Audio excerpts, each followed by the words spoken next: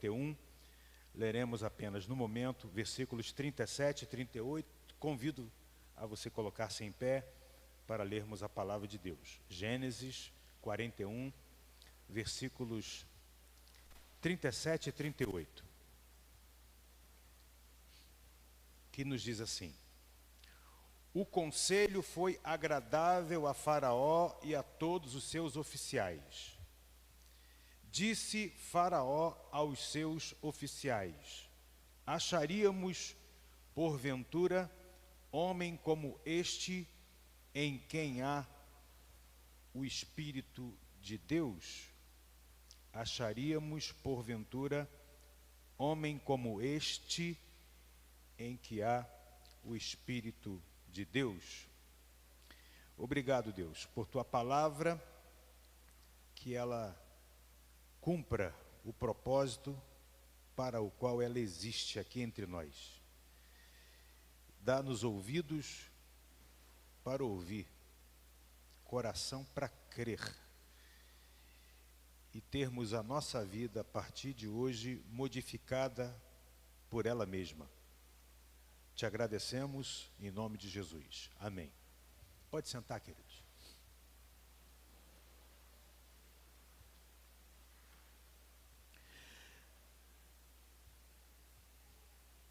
Aqui temos um texto que atraído fui a ele por duas questões. A primeira é por ver uma costura perfeita,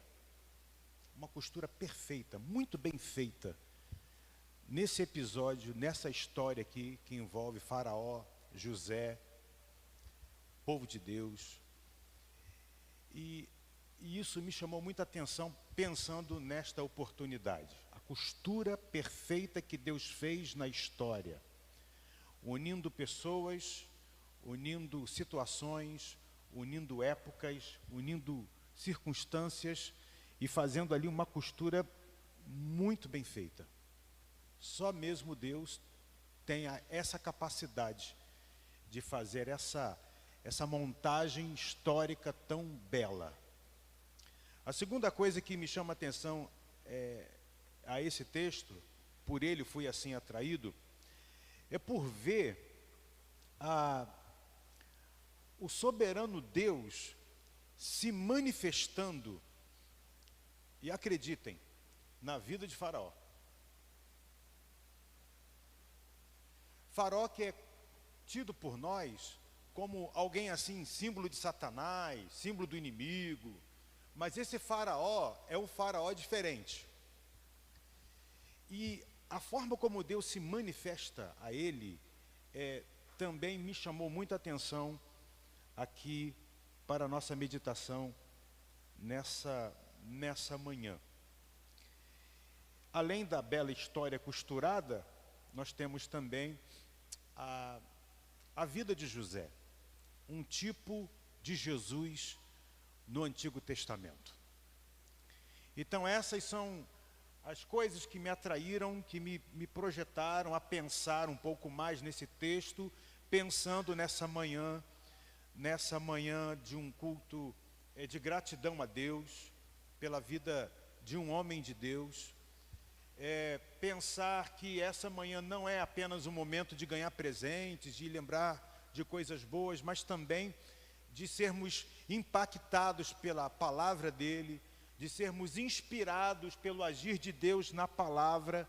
E isso tudo me fez pensar nesse texto onde Faraó diz aos seus oficiais: acharíamos porventura homem como este, em que há o Espírito de Deus?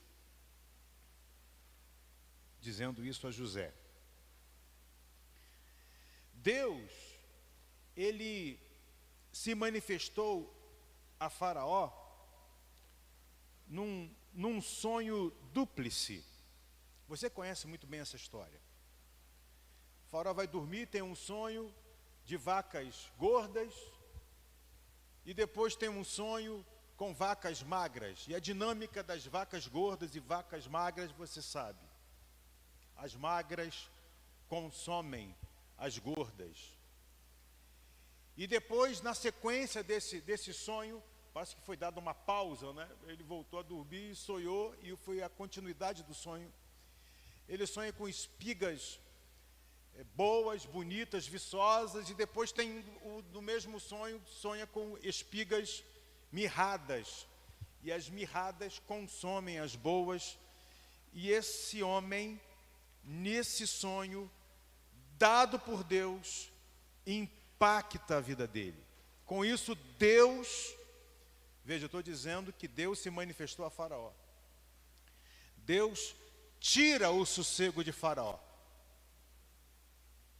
Ele mesmo diz, no versículo de número 8 do capítulo 41, ele mesmo diz que de manhã, assim que acorda, achando-se ele de espírito perturbado.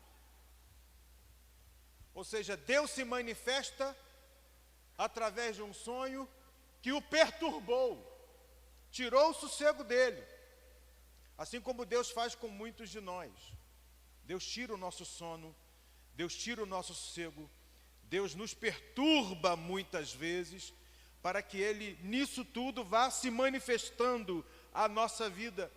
Veja, parece que no desenrolar das coisas, quando ele vai refletir sobre o seu sonho, debaixo dessa perturbação de Deus na vida dele, parece que ele vai vendo com os olhos abertos que a coisa vai piorando. Ainda no verso 8, mandou chamar todos os magos do Egito e todos os seus sábios, e lhes contou os sonhos, mas ninguém havia que lhes interpretasse. A coisa piorou.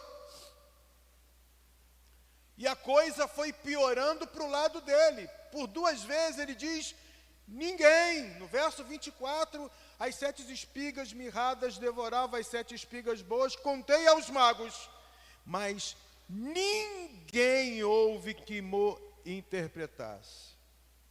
Ninguém. Acorda perturbado, procura a solução e não acha a solução. Ninguém. Como que fica esse homem? Como que fica esse homem? E é Deus querendo se revelar a ele. Veja ainda no versículo 19, quando ele relata, após estas, subiram outras vacas fracas, muito feias à vista e magras, nunca, ele fala ninguém, e ele fala nunca vi outras assim disformes em toda a terra do Egito. Deus, quando quer se revelar a alguém, Deus, quando quer chamar a sua atenção, não exclua do pacote da ação de Deus. Ele pode te incomodar, ele pode te perturbar, ele pode disponibilizar você a ver coisas feias, ele pode fazer com que você lide com o espírito perturbado, ele pode, porque ele quer chamar a sua e também a minha atenção. Isso por conta de sonho. Deus se manifesta a Faraó agora através de um ainda jovem de 32 anos, mas que era cheio de Deus. Cheio de Deus. E isso é muito bonito em ver na vida de José. O jovem, ainda jovem, cheio de Deus. Alguém cheio de Deus. E é a primeira coisa que a gente vê aqui nesse relato do capítulo 41. Alguém cheio de Deus é alguém que não cria embaraços culturais para prejudicar a ação da manifestação de Deus. Eu chamo a sua atenção agora ao verso 14. Então o faraó mandou chamar José, já que os magos não tinham a direção, a interpretação, a orientação para dar a Faraó nas suas perturbações, já que eles estavam impedidos por Deus de dizer qualquer coisa. Neste caso, chegou até ele o anúncio de um jovem que interpretava sonho, que estava na masmorra. E aí, assim que ele foi convocado, diz a Bíblia, e o fizeram sair à pressa da masmorra, e ele se barbeou. Mudou de roupa e foi apresentar-se a Faraó. Eu digo com isto, já o hebreu, os judeus, eles não têm dificuldade com a barba. A cultura é de barba. Ir um barbudo perante uma autoridade, não tem problema. Mas já na cultura egípcia, estar barbeado era um negócio diferente. Já era a cultura deles. Então José, como conhecedor da cultura e como alguém que estava como instrumento para Deus, ele se apresenta para não criar choques culturais.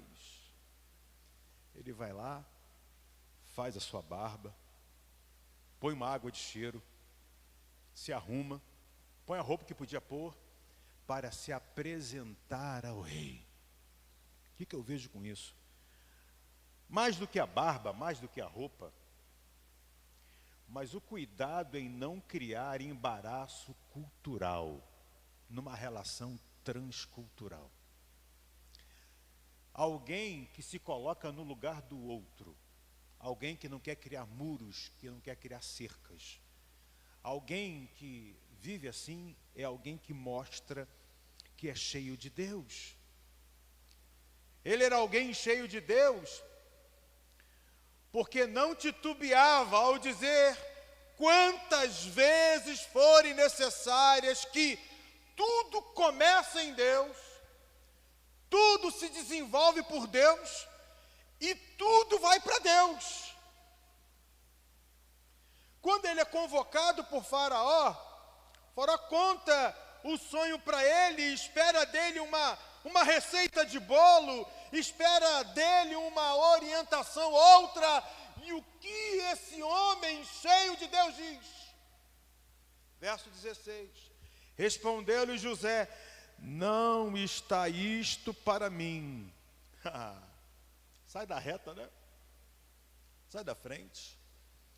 Sai do lugar da autoria. Sai do lugar do destaque. Mas olha o que ele continua dizendo: mas Deus dará resposta favorável a Faraó. Ele está dizendo que tudo começa com Deus. Veja no versículo 25 agora, diante das indagações do Faraó, ele não titubeia, e ele repete e enfatiza uma vez mais, quantas vezes necessárias forem. Então lhe respondeu José no verso 25, o sonho de Faraó é apenas um. E aí veja o que vem depois do ponto e vírgula. Deus manifestou a Faraó o que há de fazer. E não para por aí, no versículo 28 ainda, diz aí, esta é a palavra como acabo de dizer a Faraó, que Deus manifestou a Faraó o que ele há de fazer. Ainda na mesma conversa, no versículo 32, o sonho de Faraó foi dúplice, porque a coisa é estabelecida por Deus, e Deus se apressa a fazê-la. Com isso, a gente entende que um homem cheio de Deus,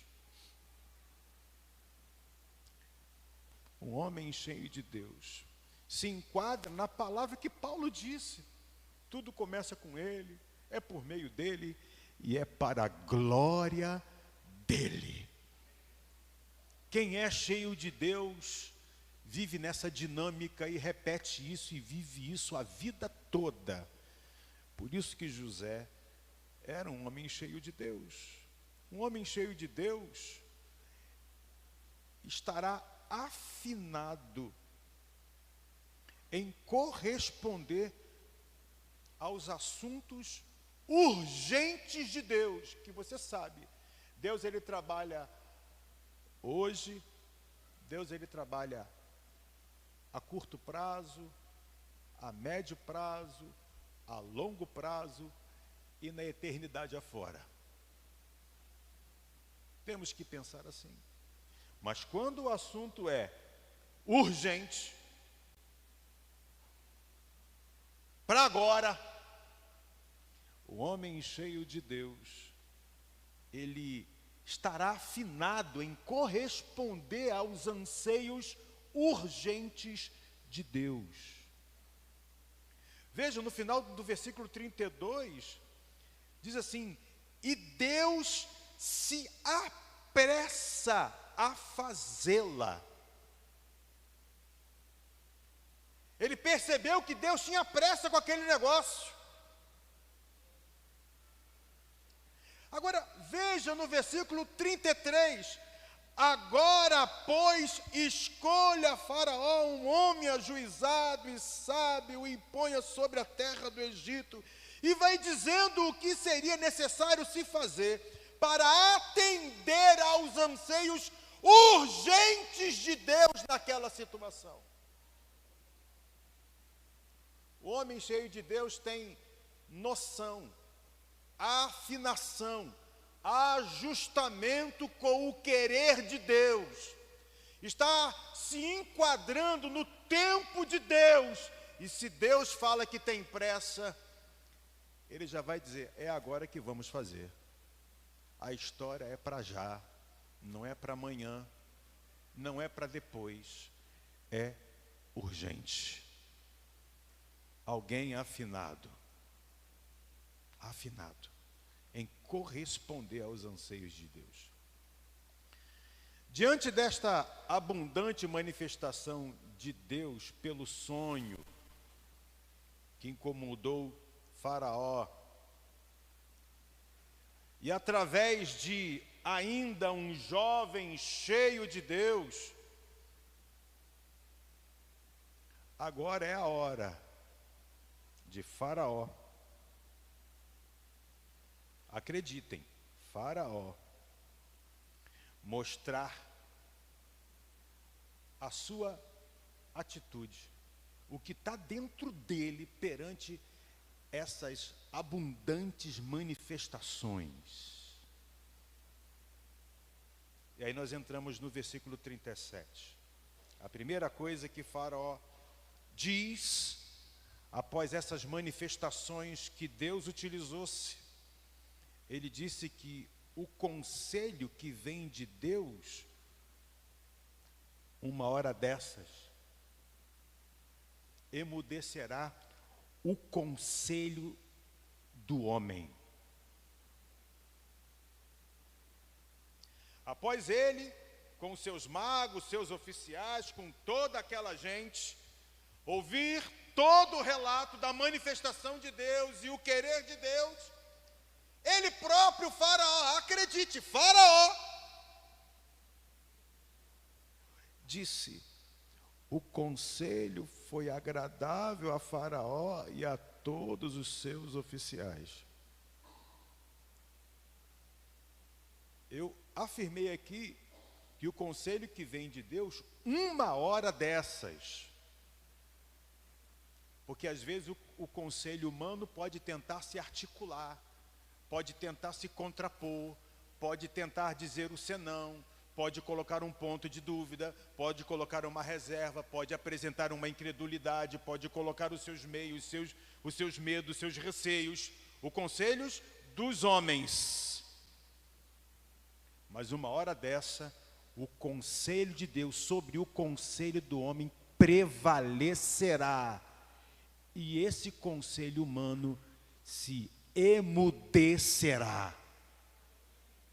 Aqui cumpriu-se isso. Faraó teve que se inclinar ao conselho de Deus. Os magos e os oficiais tiveram que se emudecerem e dizer, isso que ouvimos é agradável, é o bom caminho, é a solução.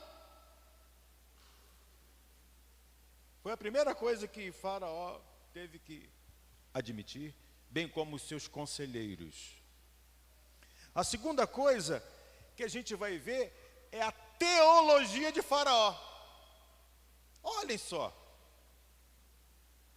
Olha a teologia de Faraó sobre o que é ser homem de Deus, o que é ser cheio de Deus, o que é ser guiado por Deus. Está no versículo 38, disse Faraó aos seus oficiais: acharíamos porventura homem como este, em que há o Espírito de Deus? Gente, é a segunda vez na Bíblia que a expressão, que o nome Espírito de Deus aparece. A primeira foi na criação, e a segunda por boca de Faraó. Faraó já estava por ter sido impactado por Deus, agora já fazendo teologia.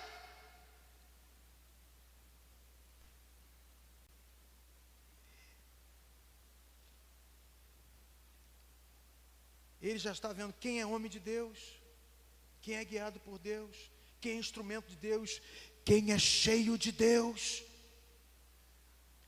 Eu não estou vendo outro homem que tem o Espírito de Deus, senão esse rapaz aqui de 32 anos. E ele continua, irmãos, ele continua, e ele utiliza uma simbologia para exemplificar e nos ensinar. Era Deus também trabalhando através dele. Veja, que ele mesmo define com as suas atitudes, que alguém cheio de Deus, instrumento de Deus, é alguém que tem autoridade. Olha comigo agora no versículo 42. Então tirou o Faraó o seu anel de sinete da mão e o pôs na mão de José. O anel era uma assinatura. O anel era uma marca real. Quem tinha o anel era aquele que tinha autoridade para mandar, desmandar, fazer lei. Está na supremacia. E o anel de Faraó parou na mão de José. Faraó deu autoridade a José.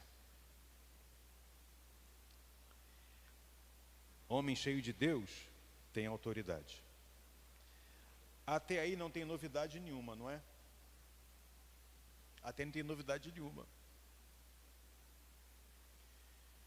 Mas o bacana, nessa relação da autoridade, a autoridade foi delegada a José. E Faraó não ocultou a responsabilidade daquele que recebe a autoridade, que tem que ter com aquele outro que o deu. Quando diz assim, olha, administrarás a minha casa, versículo 40, a tua palavra obedecerá a todo o meu povo, somente no trono eu serei maior do que tu. Está claro? Montaram umas carruagens, verso 43, e fê-lo subir ao seu segundo carro. Eu acho que essas expressões, elas acabam nos ensinando o seguinte: que quem nos deu autoridade, teremos que dar conta dela a quem nos deu. Haverá uma prestação de contas, um dia para todos nós. José já estava habituado com isso, porque essa teologia de Faraó já foi praticada por José, quando ele era servo, mordomo na casa de Potifar.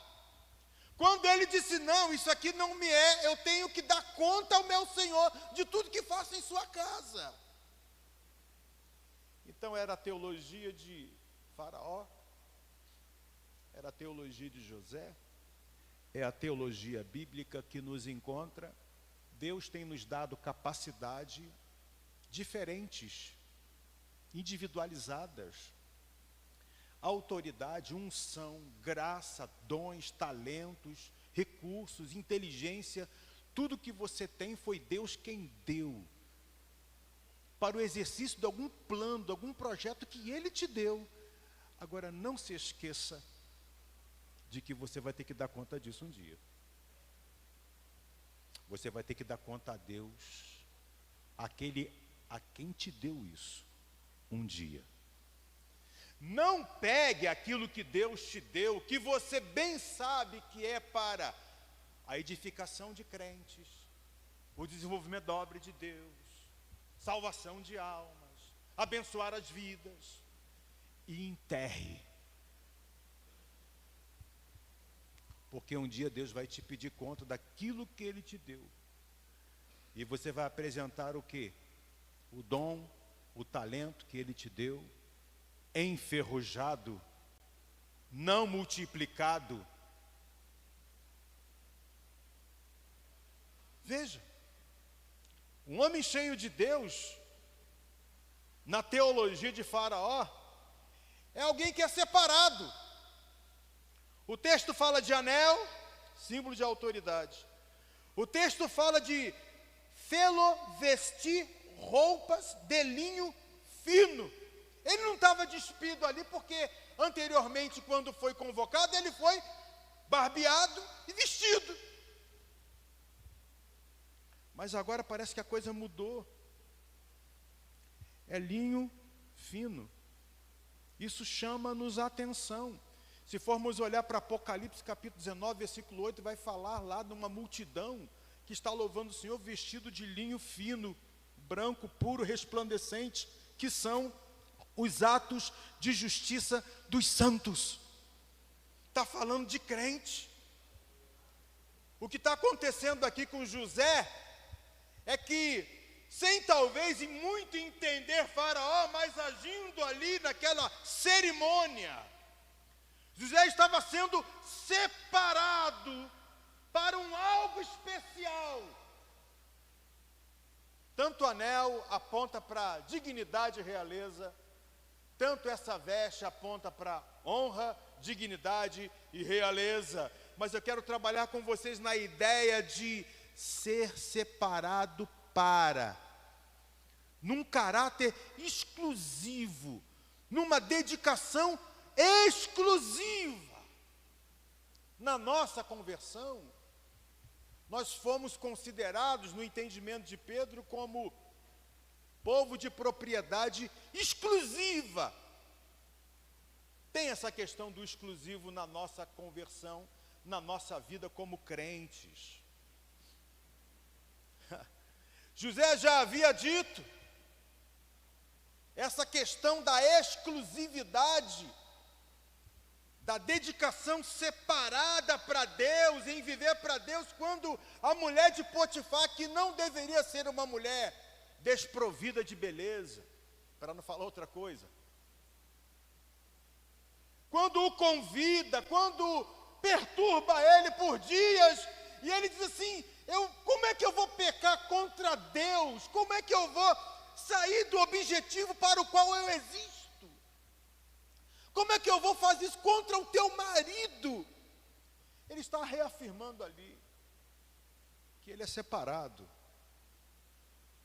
que ele tem uma missão, que ele é exclusivo para aquilo, e ele não vai abrir mão daquilo. Por isso que ele é um homem cheio de Deus, ou por isso que descobrimos o que é ser homem de Deus, homem cheio do Espírito de Deus, alguém que se dedica exclusivamente a uma missão, a uma causa, numa vocação divina. Um dia desses, um pastor, que não vou dizer o nome, me manda um recado perguntando-me o que eu achava sobre um pastor concorrer a cargo eletivo na política. Porque ele foi sondado, convidado para fazer parte de um partido político, e ele queria ouvir a minha opinião, como assim ele fez com outros colegas pastores, pediu a sua opinião. Eu respondi para ele o seguinte: se essa pessoa é pastor, já está ocupado demais com coisas maiores e mais importantes. Agora, se ele é pastor, já está ocupado. Se já é pastor, não tem que se rebaixar. Que isso, pastor? Não tem que se rebaixar. Não tem que ir às periferias de outras coisas, porque quem é pastor, de fato pastor, foi chamado para um algo maior, sublime. E isso mexe sensivelmente na questão de sermos separados. Sermos separados para aquela missão.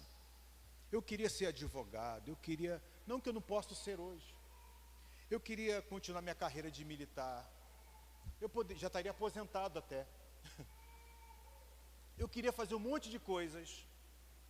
A Vânia, minha esposa, falou assim: Fábio, você tem tanto jeito aí com orientação, por que você não faz orientação educacional? Fiz a pós-graduação em educação. E aí? Eu falei: e aí que eu sou pastor? Faz um concurso público para você, né? Porque você, olha, numa escola pública, você vai deitar e rolar, porque isso, aquilo, outro. Ela enchendo meu ego, né? Mas, coitado, meu ego não encheu, não. Vai lá, faz, acontece, agora você pode ser isso, pode ser aquilo numa escola, as escolas precisam e tal. Eu falei: mas eu sou pastor. Não consegui. Não consegui porque o chamado pastoral, ele é terrível. Terrível.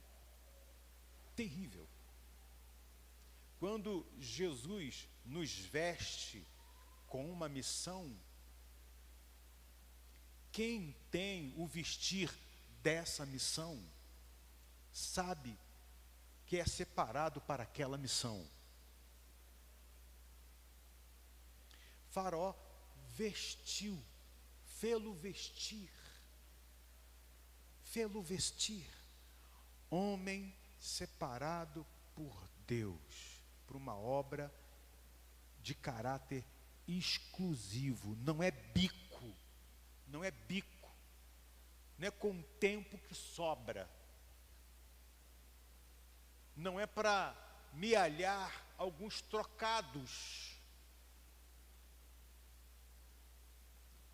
é cumprir uma missão. Em terceiro lugar, a reação de Faraó ao dizer que quem é homem de Deus, quem é cheio de Deus, é alguém que leva em si a marca da libertação.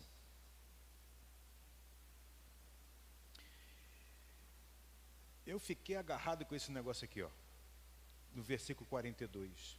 Ele pôs ao pescoço um colar de ouro, anel no dedo, roupas de linho fino, e pôs no pescoço um colar de ouro, que também é símbolo de dignidade, de realeza, de poderio. Mas José foi vendido como escravo, não foi? Foi prisioneiro, não foi? Simbolicamente, ele tinha ao seu pescoço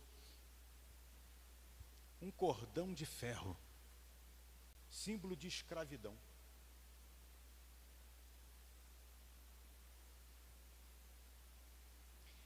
E agora, Faraó coloca em seu pescoço uma joia de ouro, bonita, né? Agora ele é o cara. Mas eu quero ir mais além no entendimento desse símbolo, cordão de ouro. Eu tenho para mim que ali estava a libertação, o símbolo da libertação. Alguém liberto,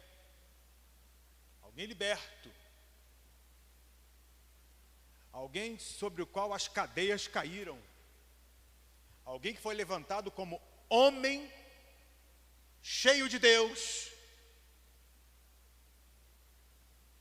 E o interessante é que José não ficou trancado no palácio, não ficou nos corredores, nas saletas. Ele, como diz o texto sagrado, no versículo 46, era José da idade de 32 anos quando se apresentou a Faraó, rei do Egito, e andou. E andou. Não ficou diante de um espelho olhando a joia. Ele foi pegar essa joia e foi andar. Andar no bairro, andar na cidade. Diz a Bíblia. Andou por toda a terra do Egito. Para exibir a joia, o cordão de ouro que ele tinha, para funcionar como agente de libertação na sua época. Que ele foi ver a agropecuária, ele foi ver a agricultura, depois ele foi ver quem estava com fome, depois ele foi ver os armazéns, depois ele foi tratar do estoque, depois ele foi fazer isso, fazer aquilo, administrar todo esse tempo, o tempo das vacas gordas e o tempo das vacas magras, administrar tudo isso para que o povo não sofresse. Ali estava um libertador.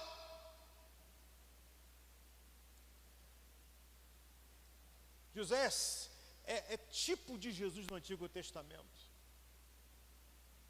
Quando você lê lá em Isaías 61, que você conhece muito bem, texto que destina-se a Jesus. O Espírito do Senhor Deus está sobre mim, porque o Senhor me ungiu. Olha aí, eu sou homem de Deus, eu sou cheio de Deus. A primeira coisa que aparece aqui é para pregar a palavra. Por que pregar a palavra? Boas novas aos quebrantados, enviou-me a curar os quebrantados de coração. E olha o que diz aí, a proclamar o quê? Libertação aos cativos e a pôr em liberdade os algemados. Não é pregador só para o futuro, é pregador também para hoje. A apregoar o ano aceitável do Senhor e o dia da vingança do nosso Deus, a consolar todos os que choram e a pôr sobre os que em Sião estão de luto uma coroa em vez de cinzas, olhos de alegria em vez de pranto, veste de louvor em vez de espírito angustiado, a fim de que se chamem carvalho de justiça, plantados pelo Senhor para a sua glória.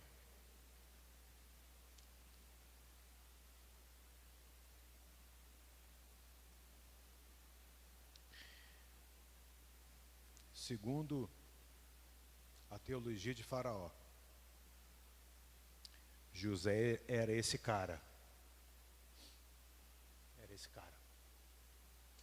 Que a graça de Deus levante pessoas assim hoje.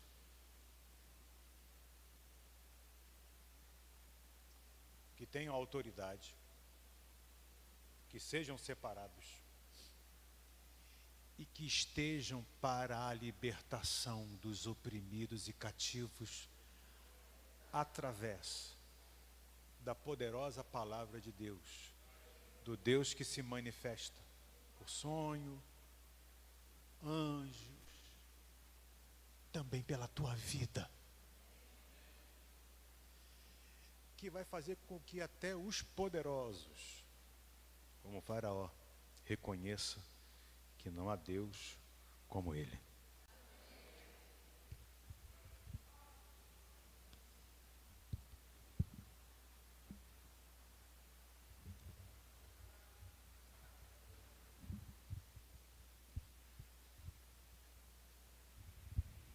Coral.